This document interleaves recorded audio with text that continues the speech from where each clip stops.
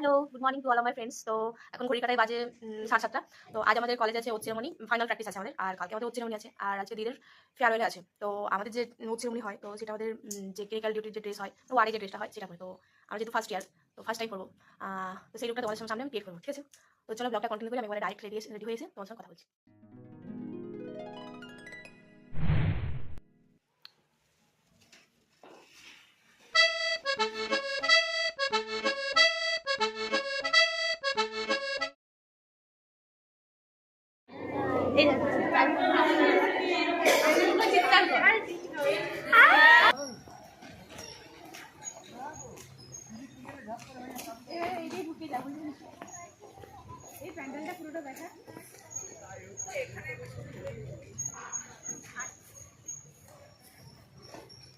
हम लोग कौन है?